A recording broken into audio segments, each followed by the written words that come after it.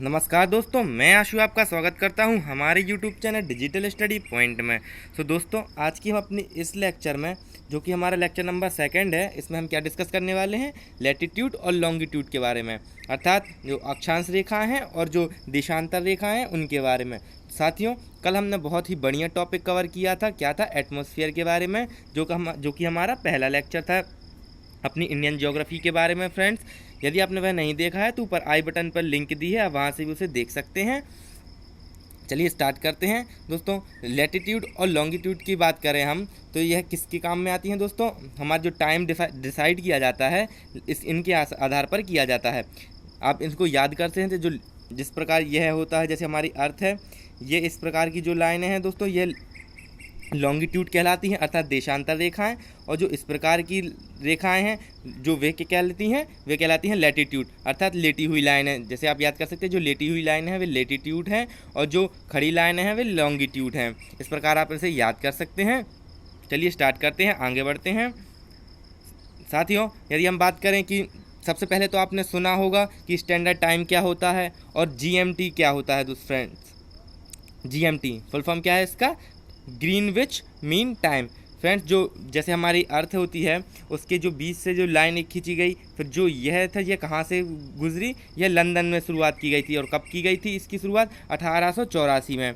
1884 में लंदन में यह डिसाइड किया गया था कि GMT ने डिसाइड किया था। और किसने दोस्तों? ग्रीनविच मीन टाइम ने, कि एक दोस्तों टाइम डिसाइड किया जाएगा। इस लाइन के आधार पर एक लाइन खींची गई जो कि कितने दोस्तों 0 डिग्री पर खींची गई, और यहाँ से टाइम डिसाइड किया गया कि जितनी भी देशांतर आगे बढ़ती जाएगी जिस डिग्री पर, फ्रेंड्स, उस आधार पर टाइम आगे बढ़ता जाएगा। और यदि हम बात करें हमारे इंडियन टाइम की दोस्तों, तो इंडियन का जो टाइम है वह वहाँ से लंदन के टाइम से कितने घंटे आगे है दोस्तों? तो 5.5 घंटे आगे है, अर्थात जो इंडिया का स्टैंडर्ड टाइम है वह अहेड है GMT से 5.5 घंटे साथियों। और यदि हम बात करें कि स्टैंडर्ड टाइम क्या है, तो जो स्टैंडर्ड टाइम है फ्रेंड्स वो क्या है? आप देखिए, यहाँ पर विभिन्न देशांतरों पर स्थित होने वाला स्थानों को स्थानीय समय अलग अलग है। अर्थात दोस्तों जो अलग अलग टाइम है, जैसे यह हमारी अर्थ है, अर्थ के साथ जैसे यहाँ पर लंदन से जो गुजरी, उसके बाद जो लाइन है, जैसे हमारी इंडिया कहाँ पर पड़ता है? ईस्ट में पड़ता है। और कितने ईस्ट पर पड़ता है दोस्तों? 82.82 डिग्री ईस्ट पर पड़ता है हमारा इंडिया। तो इसका देशांतर का टाइम अलग है। तो कितना टाइम ज़्यादा है वहाँ से? 5.5 घंटे, जो कि हमारा मानक समय कहलाता है। इसी प्रकार अलग अलग देश का अलग अलग होता है। और जैसे हमारा जो भारत है, जैसे हमारा ये ऐसा भारत है, तो इसमें भी फ्रेंड्स यहाँ से यहाँ तक, अर्थात यहाँ पे हम बात करें कहाँ पे? द्वारका की बात करें, गुजरात के द्वारका से और असम के डिब्रूगढ़, तो दोस्तों इन दोनों ज़िलों में दोस्तों कितना अंतर हो जाता है? 1 घंटे 45 मिनट का, अर्थात लगभग 2 घंटे का अप्रॉक्सीमेशन में रहता है। और यदि हम बात करें एंड टू एंड पॉइंट की, इंडिया के एंड टू एंड पॉइंट की, तो दोस्तों कम से कम 2 से 2.5 घंटे का अंतर पड़ जाता है इन एंड टू एंड टाइम में। आगे बढ़ते हैं। इस माध्यम पर स्थानीय समय पूरे देश के लिए मानक समय के रूप में लिया जाता है। इसे भारतीय मानक समय IST के रूप में जाना जाता है। इंडियन स्टैंडर्ड टाइम दोस्तों इसका फुल फॉर्म होता है इंडियन स्टैंडर्ड टाइम। और दोस्तों GMT कहाँ पर स्टार्ट है दोस्तों? यदि इसका फुल फॉर्म पूछा जाता है GMT का, तो ग्रीनविच मीन टाइम। और दोस्तों ये कहाँ से शुरुआत हुई थी? रॉयल ऑब्जर्वेटरी थी फ्रेंड्स, कहाँ पर? लंदन में। तो रॉयल ऑब्जर्वेटरी लंदन से इसकी शुरुआत की गई थी। और सबसे पहले यह डिसाइड किया गया था कि टाइम दोस्तों हमारा जो टाइम होगा वह इस प्रकार से स्टार्ट करेंगे, वहाँ से इसकी शुरुआत हुई। जैसे जो GMT लिखा आता है फ्रेंड्स घड़ियों मोबाइल के अंदर, आपने कभी ध्यान दिया हो तो GMT लिखा आता है वहाँ पर, जो मोबाइल और घड़ी आते तो वहाँ से इस टाइम की जो डिसाइड किया जाता है, इसलिए उसको वो दोस्तों लिखा आता है। चलिए आगे बढ़ते हैं। नेक्स्ट दोस्तों यहाँ पर आप देखिए, ये रही जैसे 23.5 डिग्री नॉर्थ में ट्रॉपिक ऑफ कैंसर है। 0 डिग्री के दोस्तों यह क्षेत्र क्या कहलाता है? और यह भूमध्य रेखा का इक्वेटर का क्षेत्र कहलाता है। ये इक्वेटर लाइन गई फ्रेंड्स, और इस क्षेत्र में दोस्तों सूर्य की सबसे ज़्यादा रोशनी आती है। इसलिए इसके उपलक्ष्य में दोस्तों जो मोदी जी थे अपने, उन्होंने इंडियन इंटरनेशनल सौर अलायंस की स्थापना की थी, क्योंकि जो सौर ऊर्जा पर अपन ध्यान दे सके और जो रिन्यूएबल एनर्जी है उस पर ध्यान दे सके। इसके लिए इंटरनेशनल सोलर अलायंस की स्थापना किसने की थी? मोदी जी ने। और इसका हेडक्वार्टर कहाँ पर है? गुरुग्राम में है इसका हेडक्वार्टर दोस्तों। यदि हम बात करें 23 डिग्री साउथ में क्या है, तो दोस्तों टॉपिक ऑफ कैप्रिकॉर्न है अर्थात मकर रेखा है, और टॉपिक ऑफ कैंसर अर्थात जो कर्क रेखा है वह कहाँ पर है, 23 डिग्री दोस्तों नॉर्थ में, 23.5 डिग्री। और यदि बात करें आर्कटिक सर्कल की, तो 66 सही 1/2 नॉर्थ में आर्कटिक सर्कल है जो आर्कटिक रीजन है, और जो अंटार्कटिका का रीजन है वह 66 सही 1/2। दोस्तों यह पूछ लिया जाता है कि आर्कटिक रीजन और अंटार्कटिका का रीजन का जो डिग्री है कितने डिग्री पर स्थित है, और जो नॉर्थ ये रहा यहाँ पर नॉर्थ पोल, यह साउथ पोल। फ्रेंड्स एक इंटरेस्टिंग फैक्ट बताते हैं कि जो नॉर्थ पोल होता है वहाँ पर क्या पाए जाते हैं, पोलर बियर पाए जाते हैं। क्या पाए जाते हैं, पोलर बियर नॉर्थ पोल में पाए जाते हैं, वे साउथ पोल में नहीं पाए जाते हैं। और जो साउथ पोल में पाए जाते हैं वे पेंगुइन पाए जाते हैं। पेंगुइन कहाँ पर पाए जाते हैं साउथ पोल में पाए जाते हैं, यह नॉर्थ पोल में नहीं पाए जाते। और ये दोनों कहाँ, यहाँ पर सबसे ज़्यादा जितने भी यहाँ पर जो ये इक्वेटर का क्षेत्र है, इस इक्वेटर के क्षेत्र में सबसे ज़्यादा रोशनी पड़ती है सूर्य की, इसलिए यहाँ पर सबसे ज़्यादा गर्मी पड़ती है। और उष्ण कटिबंधीय जो वन पाए जाते हैं, सबसे ज़्यादा वनों की संख्या यहीं पर होती है, क्योंकि फोटोसिंथेसिस की प्रक्रिया अच्छे से हो जाती है। तो जैसे जैसे हम यदि यहाँ नीचे जाते हैं पृथ्वी के, या हम ऊपर जाएंगे, तो ऊपर जाने पर और नीचे जाने पर वनों की संख्या जो है वह कम होती जाएगी, अर्थात जो वनों की और बर्फ़ अर्थात ठंडा क्षेत्र बढ़ जाता है, क्योंकि जो हमारी पृथ्वी है वह थोड़ी सी झुकी हुई है, इसलिए यहाँ पर फ्रेंड्स यहाँ पर परफेक्ट तरीके से सूर्य की रोशनी नहीं पड़ जा पाती है, और ना नॉर्थ में ना साउथ में, इसलिए यहाँ पर ये फ्रीजिंग जोन बन जाता है, इसलिए यहाँ पर बर्फ़ होती है। चलिए आगे बढ़ते हैं दोस्तों।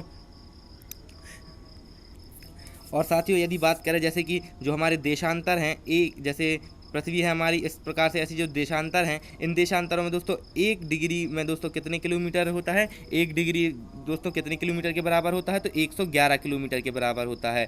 1 डिग्री बराबर कितने किलोमीटर, 111 किलोमीटर का अंतर होता है प्रत्येक डिग्री में। क्योंकि जैसे हम यहाँ पर जो पृथ्वी यहाँ पर जो ग्रीनविच निकली है हमारी, कहाँ से, लंदन की रॉयल ऑब्जर्वेटरी के यहाँ से, तो उसमें कितने 0 डिग्री पर निकली है। फिर उसके इस साइड जैसे बढ़ते हैं तो हमारी जो मतलब जो हमारा भारत है वह कितने एल्टीट्यूड पर पड़ता है, 82.5 डिग्री पर पड़ता है। तो 82.5 डिग्री दोस्तों इस प्रकार से कितने किलोमीटर, 1 किलोमीटर में कितना पड़ता है, 111 किलोमीटर रहता है। इस प्रकार से आप हिसाब लगाते हैं 1 डिग्री बराबर 111 किलोमीटर का अंतर होता है 1 डिग्री में। तो इस प्रकार से, और हमारा अर्थ यहाँ पर ईस्ट में पड़ता है, क्योंकि इसका ईस्ट कहाँ पर है, इस लाइन का ईस्ट दोस्तों इस साइड है, और ईस्ट में हमारा पृथ्वी यहाँ पर नॉर्थ में पड़ता है, और यहाँ इक्वेटर है इसके ऊपर। चलिए दोस्तों आगे बढ़ते हैं। नेक्स्ट अब हम बात करें दोस्तों अक्षांश और देशांतर, अर्थात जो लैटिट्यूड है और लॉन्गिट्यूड दोस्तों, यह एक झुकी हुई तरीके से ग्लोब पर फिक्स किया जाता है, जिसके दूसरे धुरी कहा जाता है दोस्तों। किसे, यह झुकी हुई है, आप जानते हैं पृथ्वी अपनी अपनी झुकी हुई है तरीक़ों से ग्लोब पर फिक्स किया हुआ है, जिसके लिए, और उसके किस नाम से जाना जाता है, धुरी के नाम से जाना जाता है। ग्लोब पर 2 बिंदु जिनके मध्य में गुजरती है वे क्या कहलाते हैं दोस्तों, ध्रुव। क्योंकि जो पृथ्वी के ऊपर है दोस्तों वह नॉर्थ पोल, और नीचे दोस्तों साउथ पोल कहलाता है। इसलिए 2 भागों में दोस्तों, एक उत्तरी ध्रुव और एक दक्षिणी ध्रुव। पृथ्वी के घूमते ही ग्लोब को इस सुई पर पश्चिम से पूर्व की ओर घुमाया जाता है दोस्तों। कैसे घूमती है दोस्तों पृथ्वी अपने घूम के, पश्चिम से पूर्व की ओर। लेकिन याद रहे कि एक बड़ा अंतर है, वास्तविक पृथ्वी में ऐसा कोई सुई नहीं है, यह दोस्तों कैसी है, काल्पनिक है। क्योंकि जैसे जो अपन ने जो मानक टाइम जो अपन ने निकाला है वह काल्पनिक निकाला है। जैसे इक्वेटर भी यदि गई है तो दोस्तों यह काल्पनिक रूप से सोची गई है अपनी, कि यह इक्वेटर है, यह टॉपिक ऑफ कैंसर है, और यह टॉपिक ऑफ कैप्रिकॉर्न है, इतने डिग्री पर है, यह 2.5 डिग्री पर नॉर्थ में है, और यह जो टॉपिक ऑफ कैप्रिकॉर्न है वह 2.5 डिग्री साउथ में है। यह दोस्तों काल्पनिक है, इमेजिनरी अपन ने डिसाइड किया है। ग्लोब पर चलने वाली एक और काल्पनिक रेखा इसे 2 समान भागों में विभाजित करती है दोस्तों। किस में विभाजित करती है, आधे को दोस्तों, जैसे इक्वेटर है तो फ्रेंड्स, तो ये आधे भाग को क्या कहलाता है, ये आधा ऊपर का भाग नॉर्थर्न हेमिस्फीयर, और नीचे का दोस्तों साउथर्न हेमिस्फीयर कहलाता है। तो इस प्रकार से 2 भागों में विभाजित करता है, दक्षिणी गोलार्ध में और उत्तरी गोलार्ध में। दोस्तों आगे बढ़ते हैं। वे दोनों दोस्तों बराबर हैं, इसलिए भूमध्य रेखा बराबर, और इसलिए भूमध्य रेखा एक काल्पनिक रेखा है। पृथ्वी पर स्थानों का पता लगाने के लिए एक बहुत महत्वपूर्ण संदर्भ बिंदु है दोस्तों। पृथ्वी का पता लगाने के लिए कि कौन सी चीज़ कहाँ पर है, उसका प्लेस क्या है, तो इसके लिए सबसे ज़्यादा ज़रूरी क्या है दोस्तों, उसका डिफाइन करना कि कौन सी चीज़ कहाँ पर है। इसका पता लगाने के लिए इक्वेटर एक कैसी है दोस्तों, काल्पनिक रेखा है। इक्वेटर अर्थात भूमध्य रेखा, इसके आधार पर हम डिसाइड करते हैं कि उत्तरी गोलार्ध और साउथर्न जो हेमिस्फीयर है उसके लिए। और दोस्तों यह कितने डिग्री में मापा जाता है, अक्षांशों को डिग्री में मापा जाता है दोस्तों। अक्षांश अर्थात होता है क्या, लैटिट्यूड, और देशांतर लॉन्गिट्यूड कहलाते हैं। अक्षांश ऐसे रहते हैं, कन्फ्यूज मत होइएगा, और जो अक्षांश कैसे रहेंगे, ऐसे, और जो लॉन्गिट्यूड है वे कैसे रहते हैं दोस्तों, खड़े में रहते हैं, लॉन्गिट्यूड कहलाते हैं, वे देशांतर कहलाती हैं दोस्तों। चूंकि भूमध्य रेखा से किसी भी ध्रुव की दूरी पृथ्वी से गोल चक्कर की 1/4 होती है दोस्तों। आप समझ सकते हैं, जैसे पृथ्वी है तो यहाँ पर है, तो यह इतनी दूरी, क्योंकि यह ध्रुव है, यहाँ से इतनी कितनी कहलाएगी, 1/4, 1/4 कहलाएगी। अर्थात 360 का 1/4 कितना हो जाएगा फ्रेंड्स, आप निकाल सकते हैं, 90 हो जाएगा। अर्थात कितने डिग्री पर रहेगा, तो 90 डिग्री दक्षिण और दक्षिण ध्रुव पर स्थित रहेगा। प्रतीक कितने, यदि डिग्री में पूछा जाए कि कितनी है नॉर्थन पोल की, तो दोस्तों 90 डिग्री। और यदि पूछा जाता है कि कितना है कि दूरी पर चक्कर लगाने पर कितना पड़ता है, तो 1/4 पड़ता है। यह दोस्तों इसका अंतर है। चलिए आगे बढ़ते हैं। भूमध्य रेखा के समांतर रेखाओं को दोस्तों उत्तर अक्षांश कहा जाता है। क्या कहा जाता है, समांतर रेखाओं को, भूमध्य रेखा के समांतर को अक्षांश रेखा। कैसे आप अभी बताया अपन ने, जैसे यह रहा भूमध्य रेखा, इक्वेटर किसे कहते हैं, और इसके समांतर लाइनें कौन सी कहलाएंगी दोस्तों, ये इस प्रकार से लेटी रहेंगी, और जो ये लेटी हुई लाइनें क्या कहलाती हैं, अक्षांश रेखाएं कहलाती हैं। अक्षांश मतलब लेटीट्यूड लाइन कहलाती हैं। इसी तरह भूमध्य रेखा के जो दक्षिण में स्थित सभी रेखाएं वह दक्षिणी अक्षांश, यह उत्तरी अक्षांश कहलाएंगी ऊपर वाली, और नीचे वाली क्या कहलाएंगी, दक्षिणी अक्षांश कहलाएंगी। आगे बढ़ते हैं। भूमध्य रेखा को 0 डिग्री से अलगाव ध्रुवी दोस्तों, यह 90 अभी बताया अपन ने कि 90 डिग्री नॉर्थ में, 90 डिग्री साउथ में कहलाता है, क्योंकि 1/4 होता है। यह महत्वपूर्ण रेखा है। और दोस्तों अभी जब बात करते हैं कि कितनी कितनी डिग्री पर कौन सा गोलार्ध की कौन सी रेखा कहाँ पर स्थित है, तो जैसे उत्तरी गोलार्ध में क्या दोस्तों, उत्तरी गोलार्ध में कर्क रेखा है, और दक्षिणी गोलार्ध में मकर रेखा है, जैसे टॉपिक ऑफ कैप्रिकॉर्न कहा जाता है।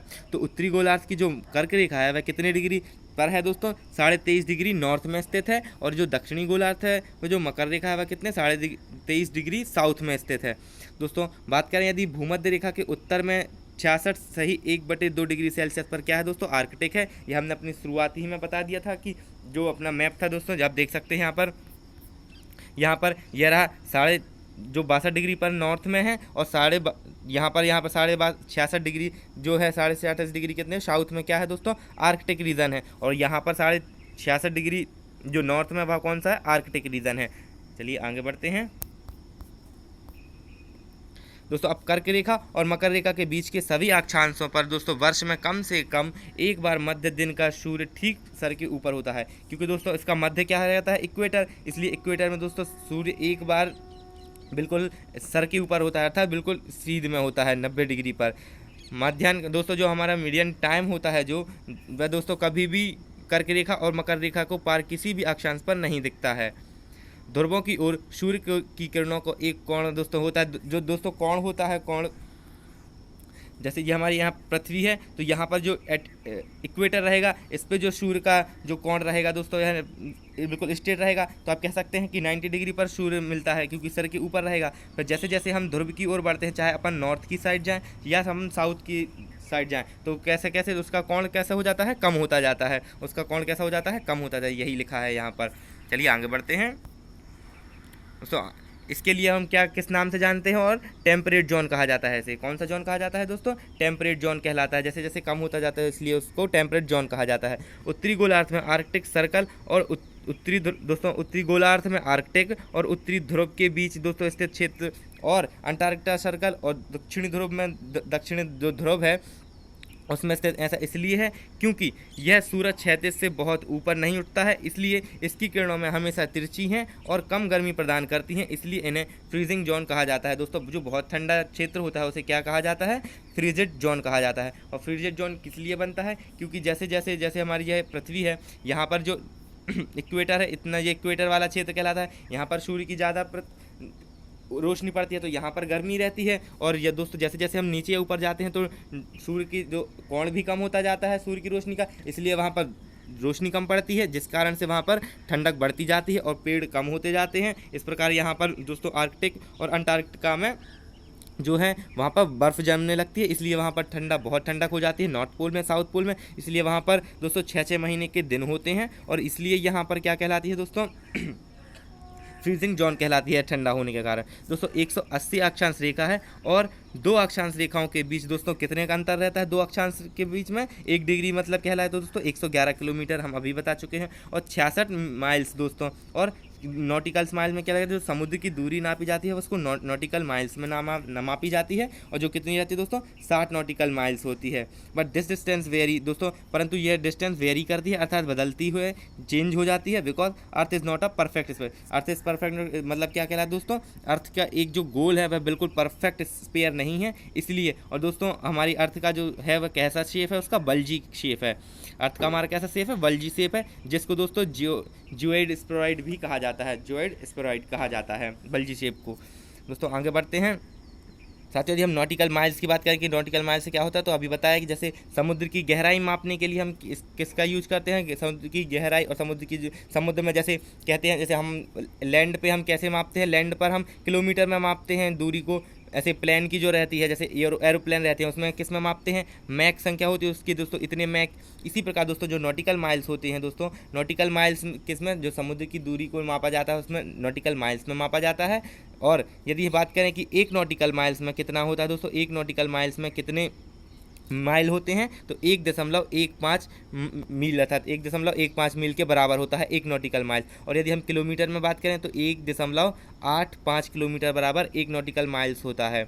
और यदि बात करें कि एक माइल में कितना होता है दोस्तों, या तो आप सब जानते होंगे कि एक मील बराबर कितना होता है, 1.60 किलोमीटर। दोस्तों चलिए आगे बढ़ते हैं। यहाँ पर देखिए ये इस प्रकार की लाइनें क्या कहलाती हैं, देशांतर रेखाएं, जिनको हम लॉन्गिट्यूड कहते हैं। यहाँ पर यह रहा नॉर्थ पोल 180 डिग्री सेल्सियस पर दोस्तों, और यहाँ पर यह रहा जीरो जो निकली है, मैन जो ग्रीन पिच GMT लाइन जो निकली है वो है। ये आगे बढ़ते हैं। देशांतर दो भौगोलिक ध्रुवों के बीच एक संदर्भ माध्यम के रूप पूर्व या पश्चिम का कोण है, जो एक मध्यस्थ बिंदु से होकर गुजरता है। क्या है दोस्तों, भौगोलिक ध्रुवों के बीच का एक संदर्भ माध्यम का मतलब जो मध्य बिंदु से होकर गुजरता है। सभी देशांतर अर्धवृत्त के रूप में हैं दोस्तों, सभी देशांतर जो हैं इस प्रकार से हैं, तो यह कैसे हैं, अर्धवृत्त के रूप में हैं, और एक दूसरे के समांतर नहीं हैं दोस्तों। समांतर रहती हैं तो वो सीधी लाइनें होती हैं, और समांतर इसलिए यह समांतर एक दूसरे के नहीं हैं, केवल उत्तरी और दक्षिणी ध्रुव पर मिलते हैं। और जैसे आप देख सकते हैं अभी इसी वाली इमेज में दोस्तों, ये कहाँ पर मिलते हैं, केवल दक्षिणी। यहाँ पर दोस्तों यह मिलेंगे, यहाँ पर यह दिख नहीं रहा है क्योंकि दोस्तों ऐसी मतलब इस साइड दिख रहा है, परंतु तो इस साइड देख सकते हैं आप, इस प्रकार से मिलती हैं केवल कहाँ पर, नॉर्थ में, और इसी प्रकार दोस्तों यहाँ पर जाकर साउथ में मिलती हैं। आगे बढ़ते हैं दोस्तों। रॉयल ऑब्जर्वेटरी ग्रीनविच यूके दोस्तों कहाँ पर, यूके में कहाँ पर, लंदन के पास के पीछे से गुजरने वाली एक लाइन को अंतर्राष्ट्रीय शून्य देशांतर संदर्भ के लाइन के रूप में चुना गया है, और इसे प्राइम मेरिडियन के रूप में जाना जाता है। तो किस नाम से जाना जाता है, प्राइम मेरिडियन के रूप में जाना जाता है। पूर्व के स्थान पर पूर्वी गोलार्ध में, और पश्चिमी के स्थान पर पश्चिमी गोलार्ध में स्थित है दोस्तों। और यदि हम बात करें कि 100 जो हमारे भारत में कहाँ से निकलती है, जो मेन लाइन है दोस्तों, जो हमारे भारत में कहाँ कितनी है दोस्तों, 82.5 है। जैसे हमारा यह भारत है तो कितनी पर यहाँ पर जो मेन लाइन निकलती है दोस्तों बीचों बीच, ये इलाहाबाद से निकलती है, और कितनी है दोस्तों 82.5 डिग्री। और दोस्तों यहाँ पर और यहाँ पर दोस्तों हमारे एंड टू एंड पॉइंट की बात करें हम, ईस्ट टू वेस्ट, तो दोस्तों कितना अंतर है, 2 से 2.5 घंटे का अंतर है, यह आपको याद रखना है। तो दोस्तों यह थी आज की वीडियो। यह वीडियो आपको कैसी लगी आप कमेंट बॉक्स में बताइए दोस्तों। यदि आपने इसकी पिछली वीडियो नहीं देखी है, जो कि हमने एटमॉस्फेयर का हमारा पहला लेक्चर था, तो ऊपर आई बटन पर लिंक दी है, आप वहां से उसे देख सकते हैं। और दोस्तों यह ज्योग्राफी का सेकंड लेक्चर है, और हमने कल शाम को दोस्तों इंडियन पॉलिटी की शुरुआत की है। कल शाम के लेक्चर में हमने फर्स्ट हिस्टोरिकल बैकग्राउंड दोस्तों डिस्कस किया है। यदि आपने नहीं देखा है तो उसकी भी लिंक आपको आई बटन पर मिल जाएगी, आप उसे वहां से चेक कर सकते हैं या चैनल पर विजिट कर सकते हैं। तो दोस्तों पॉलिटी को भी और इसको भी दोस्तों हम थ्योरिकल डिस्कशन करना है हमारे लिए पूरा। दोस्तों आपको वीडियो पसंद आए तो इसे लाइक करिए, शेयर करिए, और हमारे चैनल को सब्सक्राइब करिए। Thanks for watching.